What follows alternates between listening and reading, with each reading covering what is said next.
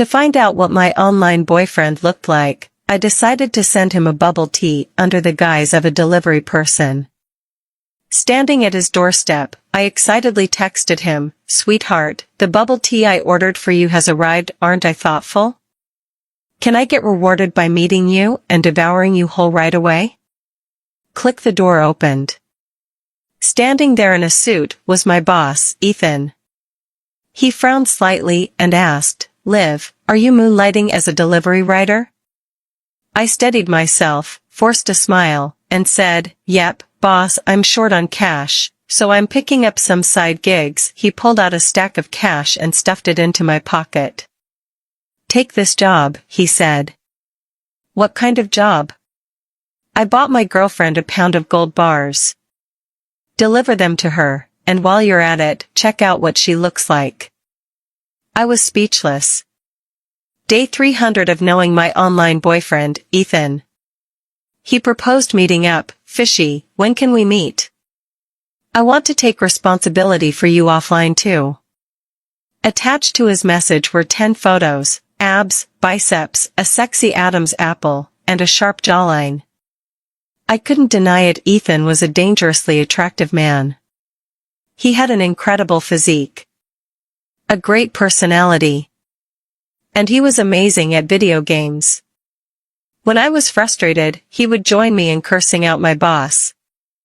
When I couldn't sleep, he'd play the piano for me with his long, elegant fingers. The only thing missing? A picture of his face. Whenever I asked for one, he dodged the question. "I want it to be a surprise when we meet," he'd say. So, I consoled myself, Ethan might be ugly, but he's 6'3". Ethan might be ugly, but he has abs. I kept repeating this to myself like a mantra. I quickly texted him back, "I'll think about it." While I was bold and flirty online, the thought of meeting in person turned me into a nervous wreck. What if Ethan was some creepy guy? To verify that he was a normal person and not just using stock photos, I devised a plan. I bought a delivery uniform online and ordered him a bubble tea. After picking it up from the store myself, I headed to the address he had sent me. This way, everything would be safe and reliable. Standing at his doorstep, I gave myself a pep talk. A guy like Ethan, with a perfect body and a villa to his name, he might not be conventionally handsome, but he could definitely afford to fix that. Calming my nerves, I texted him, "Sweet Ethan, your bubble tea is almost there. I made sure not to add any extra sugar, just how you like it." Ethan, as usual, replied instantly, "I've got a gift for you too, babe." We had exchanged addresses, but mutually agreed not to show up uninvited. I couldn't hold back my excitement and texted, "Is the gift a chance to meet you and devour you whole?" Ethan. Ethan was quite traditional. While he was fine sending muscle pics, he never crossed any lines, just fitness tips and invites to work out together. Whenever I flirted a little too much, his response was always 6 dots. The more we talked, the more hyped I got. "Well, if you're serious about meeting, you better prepare yourself, Ethan. Girls should be more cautious." What if I'm a bad guy? Before I could reply, the door opened. A 6'3" man in casual clothes stood in front of me. He frowned slightly, adjusted his gold-rimmed glasses, and looked me up and down. "Liv? Ethan?" I gaped at him, my jaw practically hitting the floor. Ethan and I stared at each other for several seconds before I stammered, "Boss, is this 6 Westwood Lane?" A whirlwind of thoughts raced through my mind. My boss is Ethan. Ethan is my boss. I was spiraling into despair. "It is," Ethan said, narrowing his eyes with an unreadable expression. "Liv, are you moonlighting as a delivery rider?" Yes, you're absolutely right." I discreetly wiped the sweat from my forehead and calmly replied in my most professional tone, "Mr. Ethan, I'm just trying to make ends meet." Money's tight, so I took up a side gig. This bubble tea is from your girlfriend, please remember to leave me a good review. I turned to leave, silently praising my quick thinking. Good thing I didn't agree to meet Ethan directly. If he found out I was his online girlfriend, the one who had been shamelessly flirting with him, he'd probably fire me on the spot. Given his usual methods, I wouldn't just lose my job, I'd be blacklisted from the entire industry. Hold on. Ethan called out, walking up to me. How did you know my girlfriend ordered this for me? Well. I nervously pointed at the bubble tea. Isn't it written in the note? Sweetheart, I want to be your warm bubble tea. Good grief, how cringe. Love really makes people lose their sense of shame. Ethan let out a quiet oh. But he wasn't done with me yet. Instead, he pulled out a stack of cash and handed it to me. Take this job. What job? I asked, staring at the pile of cash in confusion. Classic Ethan. Always so generous. I bought my girlfriend a 1-pound gold bar. I need you to deliver it to her and check what she looks like while you're at it. Ethan pulled a hefty gold bar out of his pocket and placed it in my hand. She's shy, so don't scare her. Me? Checking myself out? But wow, Ethan's money is so easy to earn in the workplace, he's ruthless, but in romance, he splurges a whole gold bar. Why aren't you saying anything? Is this too difficult? He frowned at me. It wasn't that it was hard, it was more that I was thinking the same thing he was. Ethan, why are you doing online dating? I blurted out before I could stop myself. With his looks, height, and physique, Ethan was the whole package. In the company, from investors to female employees, everyone was practically drooling over him. The only problem was his personality, cold and unapproachable. Ethan's frown deepened. What, I can't online date?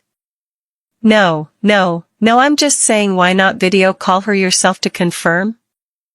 I adjusted my delivery rider's cap. My face is intimidating. I don't want to scare her, Ethan said with a straight face, which only made him look even more intimidating.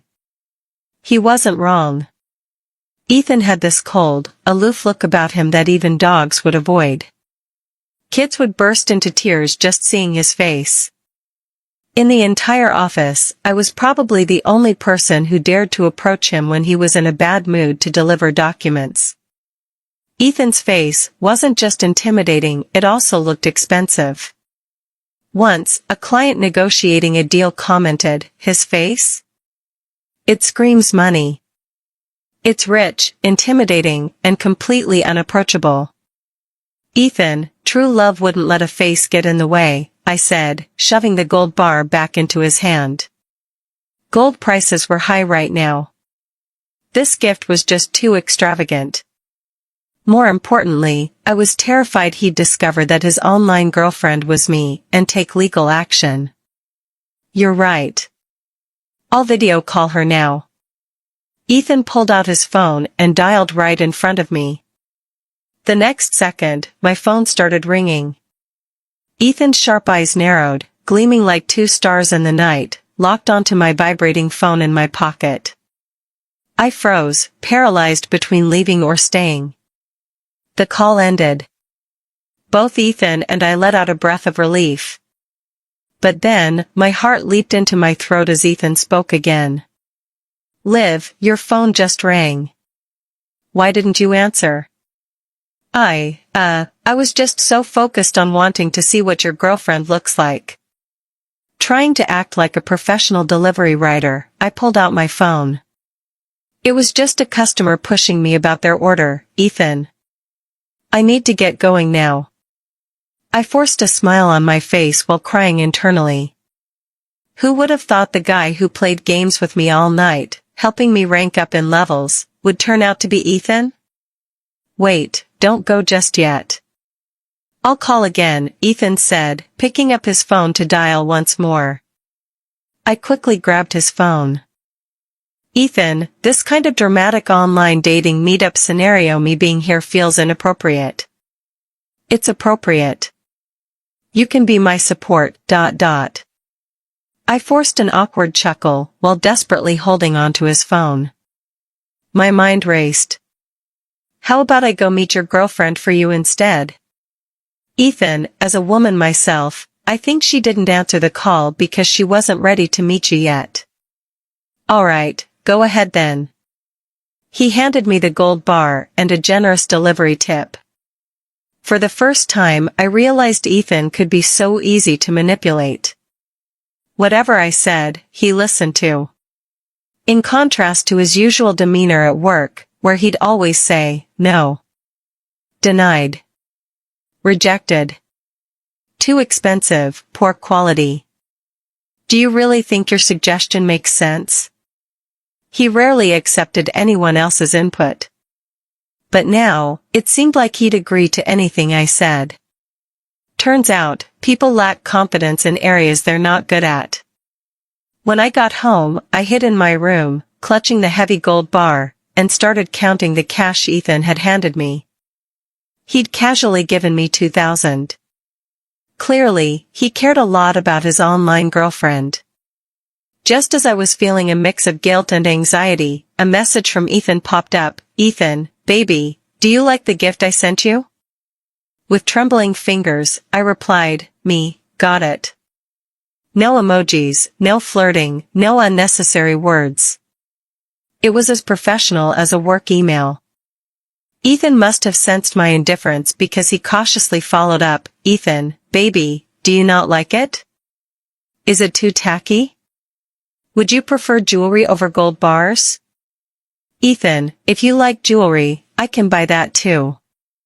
I just thought gold bars were a better investment. Ethan was surprisingly sensitive in relationships. No, I'm just busy with work. I'm tired. Going to sleep now. I thought that would be the end of it. But then, my work app pinged. Ethan, why haven't you submitted your report yet? Ethan, it's complicated. The thought of meeting Ethan in person sent shivers down my spine. After a moment of panic, I made a decision. I'd rather cut this off now. Love can be lost. But I can't afford to lose my job. Ethan, what's so complicated? Did you meet her? I met her. She's shorter than me, rounder, wearing a mask. Honestly, she doesn't look quite like a woman. Ethan, you're not being scammed, are you? Ethan was infamous for being a workaholic. Deals he wanted to close were pursued relentlessly, day and night. I was one of his earliest employees, practically a founding member of his team. Ethan, while sharp and demanding, was undoubtedly a good boss. Stingy at times, yes, but he spent money where it mattered most. Working under him gave me invaluable experience, a stellar resume, and end-of-year bonuses ranging from tens to even hundreds of thousands of dollars. A boss like that? You don't let him slip away. Ethan replied. Ethan, think about it. She or he, honestly I can't tell, isn't right for you, I said. She's a woman. I've seen her photo, Ethan responded. Come on, Ethan. Photos can be edited, and anyone can grab a random image off the internet. Online dating is risky, better safe than sorry. Need me to help you get that pound of gold back?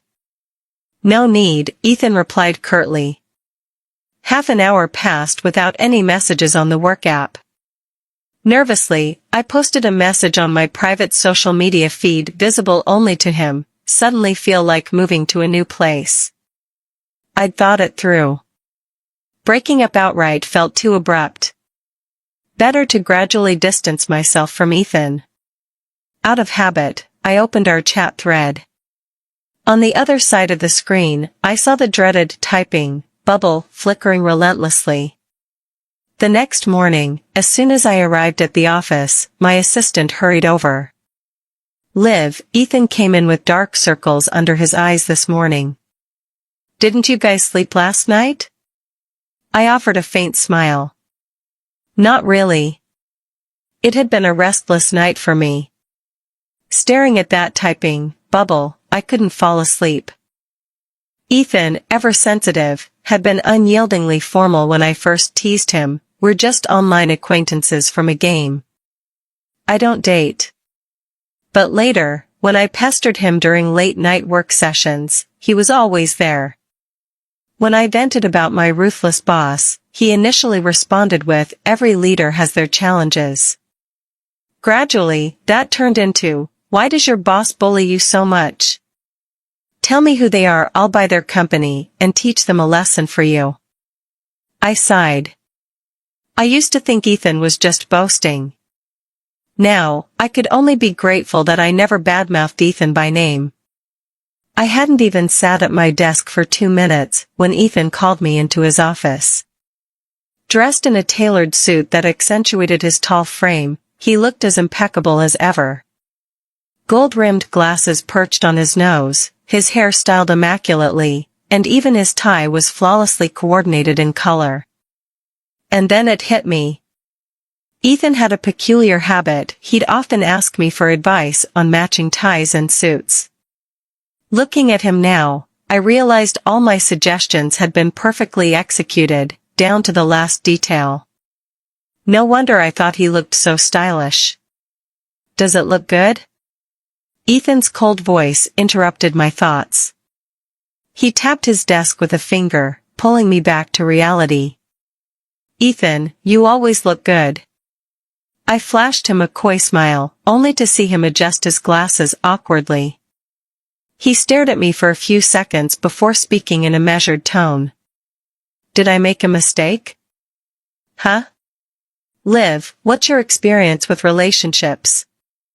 His piercing gaze locked onto mine. Not much, I stammered. Not much at all. This was my first online romance, and Ethan's grueling work schedule had robbed me of any prime dating years. She posted on social media yesterday, saying she wanted to move, Ethan said, his expression betraying a sliver of disappointment. Does she hate gold? Maybe she prefers cash? No way, I looked into Ethan's eyes and felt a pang of guilt. Maybe, she doesn't like gold bars? Ethan studied me intently. Liv, come with me to a jewelry store. I want to pick out some nice pieces for my girlfriend. He pulled out his phone, staring at the screen thoughtfully. I sent her several messages this morning, and she hasn't replied. Normally, she would have answered by now. She wouldn't want to move without a reason. And she never mentioned wanting to move before, only after I sent her that gold bar yesterday. Ethan closed his phone with a snap, his analytical expression akin to that of a detective. His sharp eyes bored into me. Was he suspecting me? Panicking, I blurted out, Ethan, you're definitely being scammed. She took the bar and now wants to leave. She's not like that, Ethan said, narrowing his eyes, displeased with my accusation. I quickly backtracked, stammering, right, Ethan, of course. Anyone you fancy wouldn't be like that. That necklace you're wearing, is it from Van Cleef Arpels? Ethan asked suddenly, his eyes fixed on my neck with curiosity. My girlfriend has the same one. Oh, mine's a knockoff, I said without thinking. The word slipped out before my brain could catch up. Is that so? Ethan raised an eyebrow, his long fingers tapping rhythmically on the desk. He gave me a meaningful look. My girlfriend's is also a knockoff. The room fell silent as I froze in place, unsure of what to do. Ethan, on the other hand, stood from his chair and began walking toward me with deliberate steps. His gaze was dark and unreadable, and the air around him seemed to thrum with an intimidating energy. I was doomed. This necklace was a common design, anyone could have one, but could he have figured something out? Liv, Ethan's voice was firm and resolute as he stopped just 4 inches away from me. Are you still going to your side job tonight? My side job, take me with you. I just had your assistant order a delivery rider uniform online. I'm going with you tonight to deliver orders. Ethan's words were slow and deliberate, as if he had made some monumental decision. I forced a strained smile and nodded repeatedly to maintain my last shred of dignity. Back at my desk, Ethan's assistant approached me. Liv, did Ethan really ask me to buy him a delivery rider uniform? Is our company going bankrupt? I had no idea whether the company was going under. All I knew was that if I didn't figure something out before tonight, I was done for. I opened my phone and stared at the barrage of messages from Ethan. Miss you, baby. Baby, why aren't you responding to me? Are you upset? Is your mean boss giving you a hard time? Baby, just tell me what company it is, and I'll teach your boss a lesson for you. I miss you. Once again, my resolve wavered. Ethan was undeniably a hopeless romantic. Thankfully, he was also a bit of a pushover in matters of love. Desperate, I reached out to my best friend for help. Please, you have to save me. She replied, no can do. I'm flying overseas tonight. Why don't you ask Harrison? Maybe he can dress up as a guy and scare your boss off for good. Brilliant idea. Harrison was my gay best friend, and he'd been in on my online romance from the very beginning. He agreed without hesitation. By the time I arrived, he was already at home, donning a wig and a dress, waiting for me. I changed into my delivery rider uniform and went to pick up Ethan from the upscale neighborhood where he lived. He had already swapped into his uniform as well. Even in his new work attire, Ethan's tall and commanding presence made it impossible to ignore his natural charisma. We hadn't ridden more than 100 yards on our electric scooters before multiple people turned their heads to stare. At a red light, someone even came up to ask for his number. Thankfully, his icy demeanor scared them off. We rode into the neighborhood, where Ethan followed me to the door of a house. Ethan, maybe you should handle your personal matters privately. I've got another order to deliver, I said, trying to make a quick escape. Before I could leave, Ethan grabbed my arm. You can't go. I need you as backup. The door creaked open. Harrison appeared, teetering in high heels with an exaggerated smoky eye look. In a falsetto voice, he greeted us. Hello, is this the stuff my boyfriend ordered for me? Oh my, he's so sweet, he even got 2 delivery riders to bring it over. Cough cough. Sorry, my throat's a bit sore lately. Harrison, ever the drama queen, took the takeout from Ethan and me while giving Ethan a once-over from head to toe. Wow, since when are delivery guys this good looking? His commentary was a bit much. Worried about Ethan catching on, I quickly pushed him toward the exit. Let's go, we still have more deliveries to make. Ethan's face was frozen, his entire body stiff. His hand hovered awkwardly in the air, mid-motion. The disbelief on his usually stoic face was almost palpable, as if something inside him had quietly shattered. Harrison kept up the act. Wow, my boyfriend got me a gold bracelet and an authentic Van Cleef necklace. Love you, babe. Ethan's breathing was heavy in my ear, his fists clenched tightly. I was terrified he'd throw a punch, so I hurriedly shut the door in Harrison's face. The night was silent except for Ethan's ragged breathing beside me. Under the moonlight, his eyes glistened with unshed tears, red-rimmed and full of emotion. Ethan, I told you this would happen, but you insisted on seeing it for yourself, I said, spreading my hands helplessly. Look at you now, working yourself up into such a state. Was it worth it? I couldn't help feeling a tiny bit smug. For once, the mighty Ethan, who always treated me like a workhorse, seemed genuinely human. In fact, a small, devious part of me wanted to shout internally, cry just cry already. Suddenly, a woman's voice pierced the quiet. Ollie, why are you standing out here so late? It's cold, you'll catch a chill. I turned to see Maggie, my upstairs neighbor and landlord, standing at the stairway entrance, waving at me. I froze in place, nearly on the verge of tears myself. Ollie, what's wrong? Tell me, has someone been bullying you? You can always come to me. Wait, why are you delivering takeout? Maggie owned the entire building and was a bit of a busybody.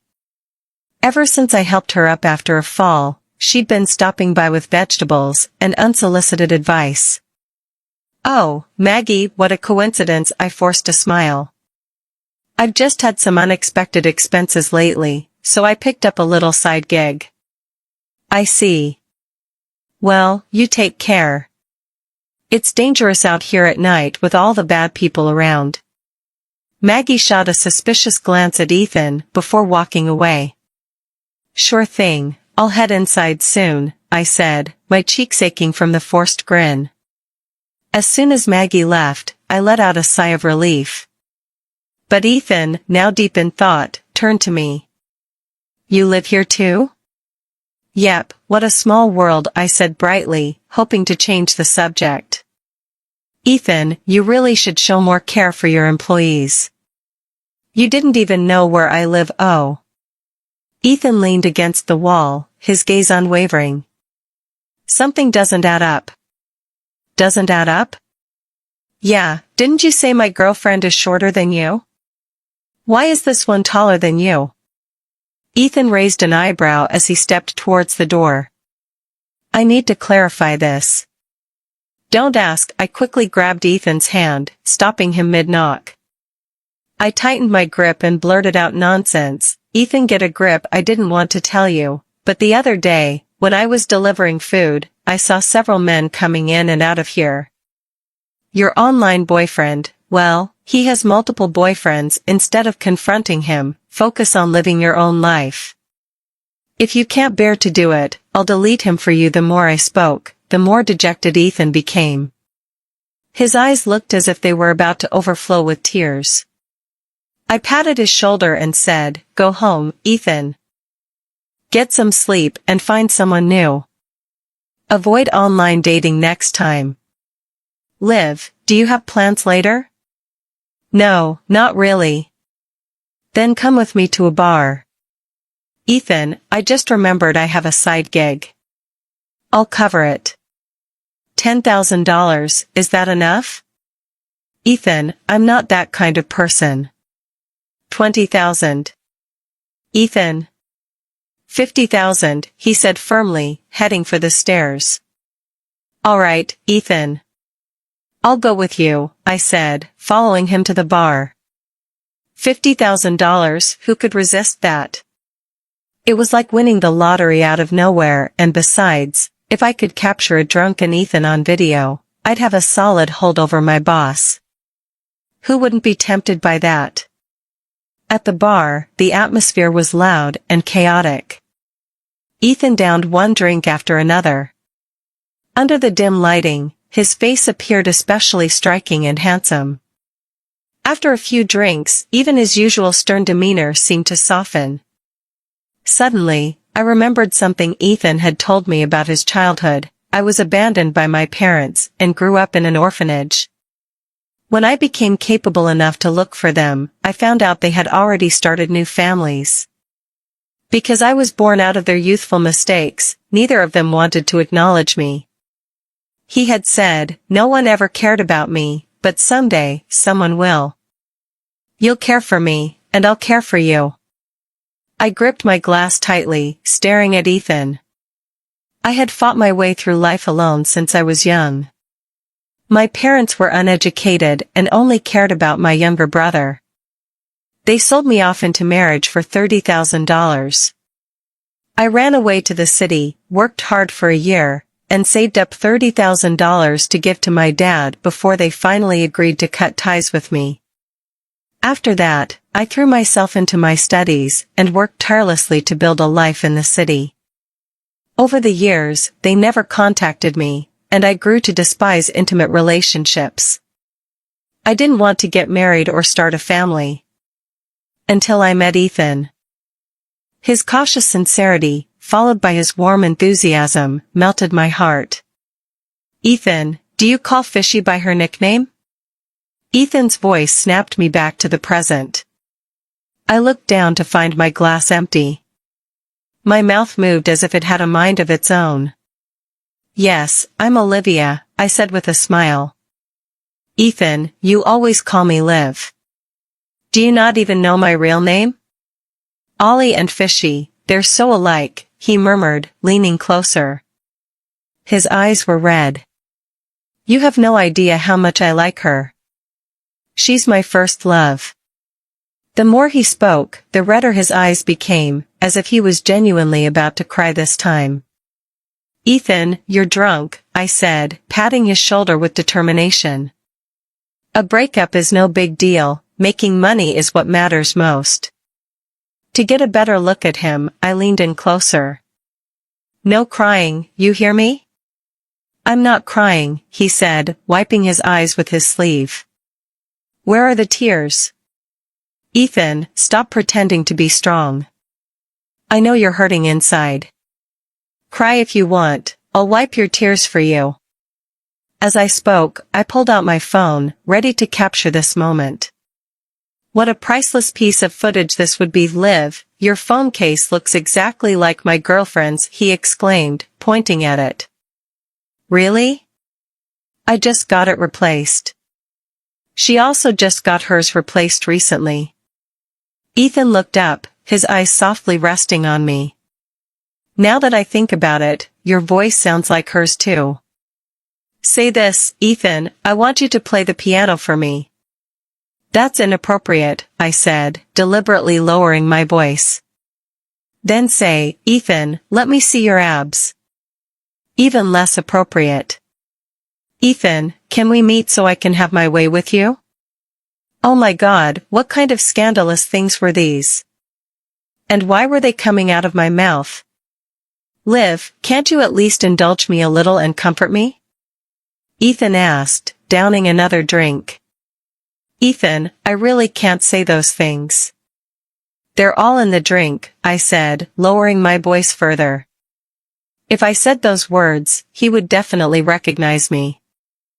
After all, I always spoke in a falsetto when I talked to Ethan online. To show my apology, I drank glass after glass with Ethan. By the end, I was completely drunk, while he sat across from me, looking as sober as ever. I had to admit, under the bar's atmospheric lighting, Ethan's face was exceptionally handsome. His sharp features and perfectly proportioned physique were simply breathtaking. That face got closer and closer to mine.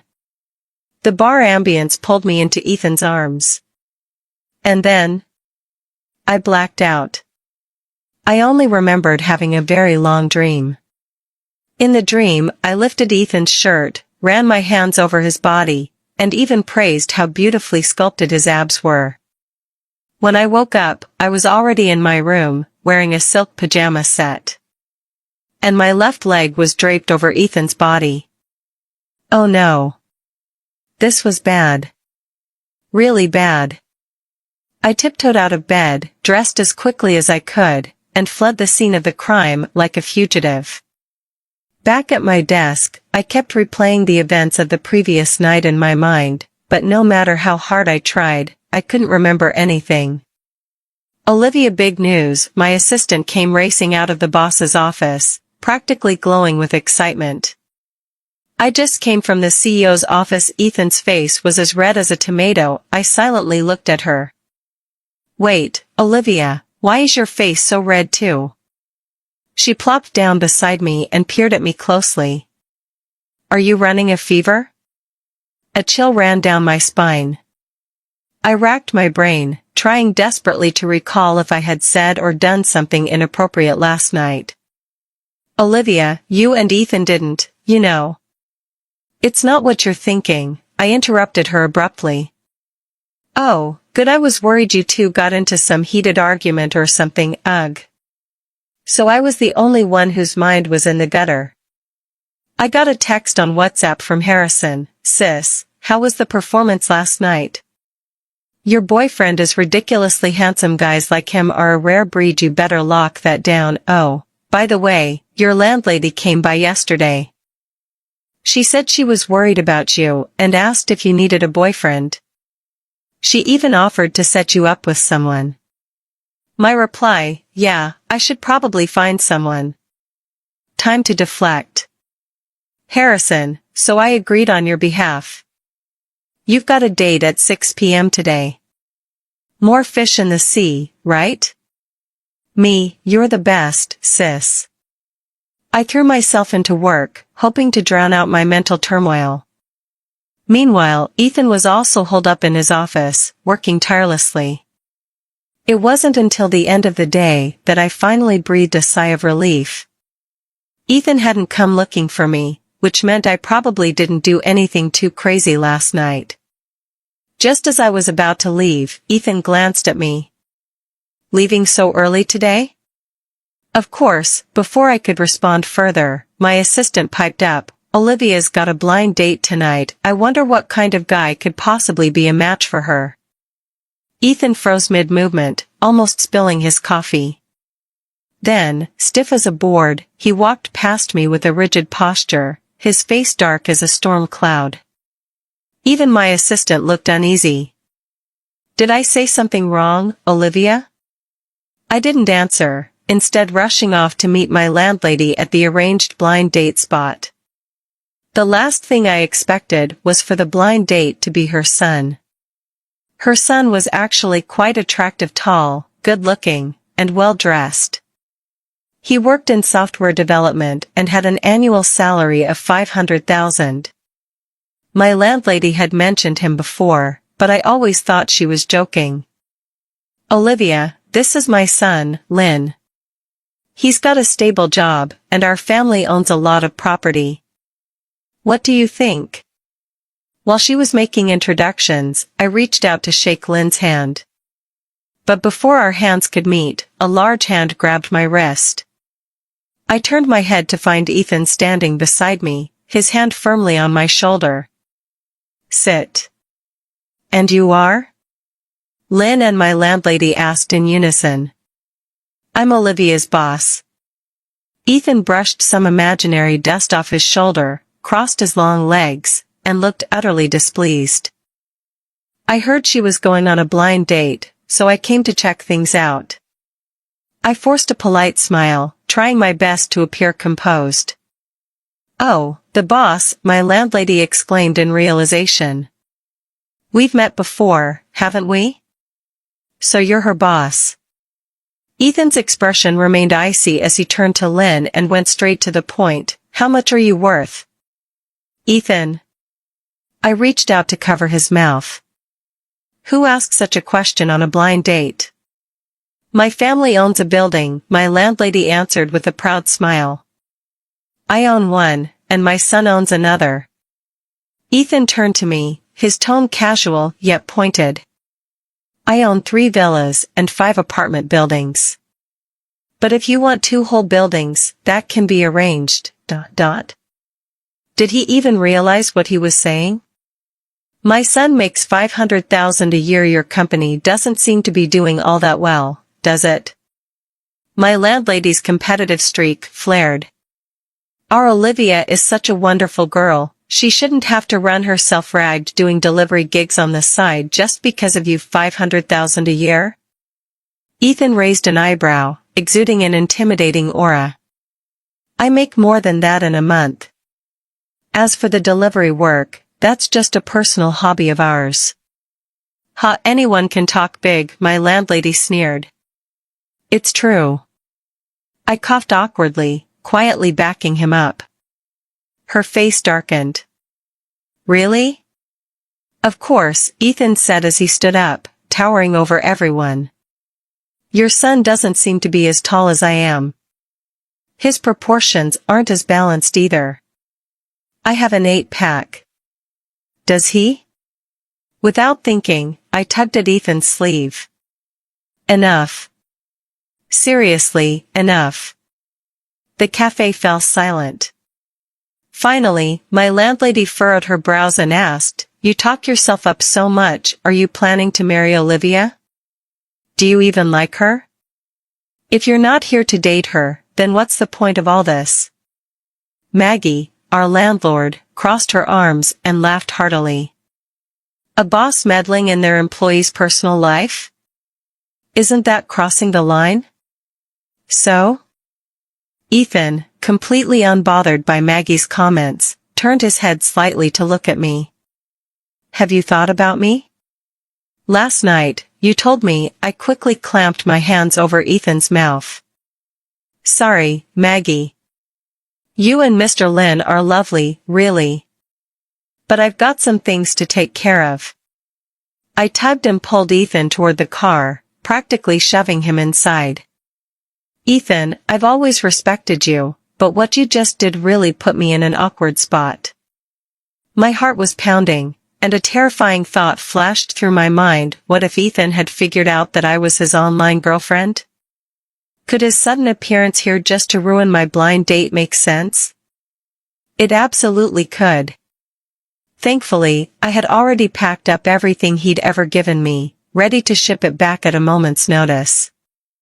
Respect? Ethan smirked, a rare cold smile tugging at the corner of his lips. Respecting me means taking advantage of me and then running off to date someone else? Did I do something I shouldn't have last night? I asked cautiously, feeling a sense of doom. Claiming you'd take responsibility for me while simultaneously cutting ties, is that what you call respect? Ethan adjusted his gold-rimmed glasses, his voice dripping with sarcasm. "Liv, I never thought you were this kind of person, saying one thing in public and doing another in private. Pushing me onto the bed, saying you loved me, and now acting all shocked? Your performance deserves an award." I opened my mouth, then closed it again. It took me a long while to find my voice. "I'm sorry, but I really don't remember what happened between us last night." "No problem. I've got a recording." Ethan pulled a voice recorder out of his pocket and placed it in front of me. "Do you want to listen to it yourself, or shall I play it for you?" "That won't be necessary." I tossed the recorder onto the back seat, forcing a sheepish smile. Memories of fleeting dream-like fragments from the previous night suddenly surfaced, making my face flush red. "Ethan, how do you want me to take responsibility? Do I really need to spell it out for you?" He raised an eyebrow and pulled out his phone, displaying several screenshots of chat logs from an account named Fishy talking to Ethan. "My online girlfriend once said that taking responsibility means, you sleep with me once, I sleep with you once. That was just me talking nonsense. She also said responsibility means becoming part of each other's lives. Starting today, you'll move into my place. I won't charge you rent." Ethan didn't give me a chance to argue. That very night, he had a room prepared for me, complete with new clothes and toiletries. Unable to resist, I probed him. "Aren't you worried your online girlfriend will be upset about this?" I had a sinking feeling that I'd said something I shouldn't have. He'd clearly already figured out my true identity. "We broke up," Ethan replied matter-of-factly, tapping his fingers on the desk. "Don't worry about her. Just focus on taking responsibility for me." Oh, Lord. This was undoubtedly my punishment. Living at Ethan's place for a month turned into an unexpected routine. He became my personal driver, taking me to and from work and even to the gym afterward. He assigned me a task: "I'll work on my abs, you work on your waistline." This was my first time spending so much time with Ethan up close. I used to think of him as this robotic, unapproachable boss, a machine when it came to work. Now? He was standing right in front of me, very much human. After workouts, I'd take him to try hot and spicy chicken skewers. He'd grimace at the spice. I'd buy durian and sneak it into his mouth. He'd gag dramatically. He'd pucker up at sour flavors, and he even got scared on a Ferris wheel, though he tried to hide it. He wasn't just Ethan the boss. He was Ethan, alive and real, right in front of me. "What's on your mind?" Ethan asked, his breathing heavy, his sharp gaze meeting mine. "Oh, nothing." I quickly averted my eyes and smiled at him, though my gaze kept flickering back to his collarbones. Those collarbones. Those muscles. That Adam's apple. I swallowed hard. Damn it, why couldn't I remember anything from that night? Nothing? Then why couldn't you even hold on to the dumbbell? He pointed at my foot, which was pinned under a dumbbell. "Liv, your arm strength is pathetic. You need more practice." He spent the entire evening with me in the gym, acting as my personal trainer. At one point, Ethan stood directly behind me, his body pressing close, his arms wrapping around mine as he corrected my posture. I could feel his breath, his heartbeat, and the warmth of his body. "What are you thinking about again?" "Your body," I blurted out. Ethan didn't miss a beat. "Go ahead." It was as if he'd been waiting for me to say it. "Really?" My voice trembled. "Tell me, who could resist?" Ethan in a suit during work hours was a vision of professionalism, while his casual clothes at home painted an entirely different picture. He'd often wander around in thin shirts that clung to his frame, and when he showered, he'd purposefully ask me to fetch a towel for him. Watching TV and eating fruit, his lips slightly parted, I couldn't stop thinking about his physique. "Of course," he said, his tone firm and resolute. The second he said those words, I dropped the gym equipment and rushed home. I couldn't help myself, I reached out to touch his abs. He caught my hand. "You stink. Let me shower first."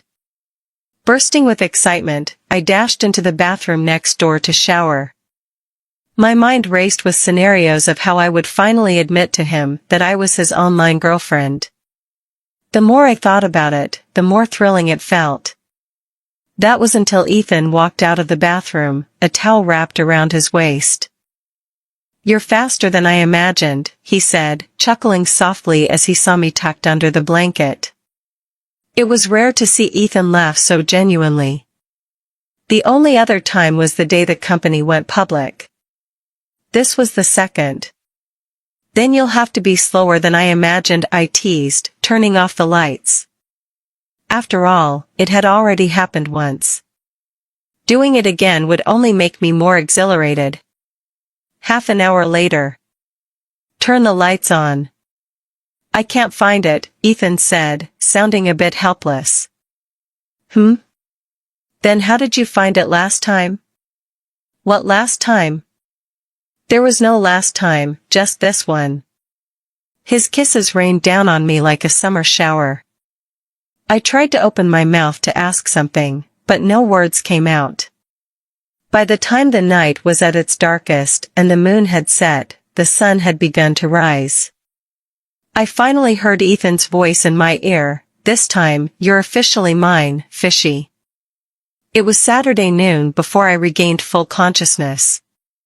Ethan had prepared lunch for me. "You need to replenish your energy," he said with a smirk. I glared at him, annoyed. "When did you figure it out?" I could vividly recall him calling my name, his tone deliberate and teasing. "I started suspecting the day you delivered food to me." He finished lunch with clean efficiency, a sly smile playing at his lips. "After that, things just didn't add up. Then came the night you got drunk. You were lying on top of me, calling me Ethan in your sleep, and even using voice messages to say my name exactly the same way." I nearly cried in embarrassment. So that night, in my drunken stupor, I had let slip the secret I should never have. "Olivia, how could I be so unlikable that you didn't even want to meet me?" His smile faded, replaced by a faint sigh. "Am I that scary looking?" No, it's not that. Did I make you feel pressured and annoyed? Did you hate me so much after finding out I was your online date that you wanted to break up? Not that either. I was just afraid I'd lose my job. I lowered my head, mumbling softly. For me, work was my anchor, my security. Romance seemed secondary in comparison. Your abilities are something I've always respected, he said, sounding relieved. So, it's not because you find me unattractive that you wanted to break up. Both Ethan and I were people who craved a sense of security. Work was the only thing we truly trusted. That's why, when we didn't know each other's real identities in our online relationship, we felt free to be ourselves. But once the truth was revealed, we both hesitated. Fortunately, he didn't give up on me. Ding dong. The doorbell rang. Ethan got up to answer it, and Maggie, the cleaner, stepped inside. She immediately recognized me. Ethan, you really brought this young lady home, huh? Miss Olivia, you were so drunk that night. You threw up all over yourself and Ethan. He even called me over to help change your clothes. Honestly, I could tell that Ethan thought you were special. You two just look like you're meant to be together. Maggie was even more excited than I was. So, that night, nothing actually happened between us? I asked Ethan. Of course not. After I changed your clothes, I was about to leave, but you grabbed me and insisted I stay. You clung to me like an octopus. Auntie, I let out an awkward laugh, shrugging my shoulders. I think I need a nap now. Behind me, I heard stifled laughter. Maggie laughed the loudest.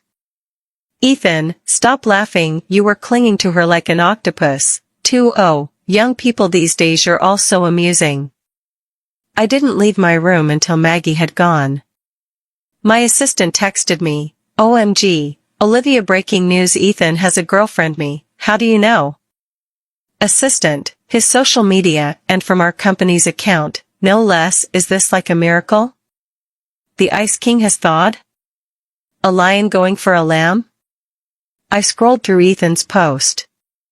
From the first moment I saw you, I knew you were special. From now on, I hope you'll take good care of me. The picture attached was of the two of us at the gym. Assistant, guess who it is? Olivia, why do I feel like it's you the more I look at it? Me, it's me. The assistant quickly deleted the part about the Ice King thawing. Assistant, you two are perfect together. Olivia, you have to be happy the night was peaceful.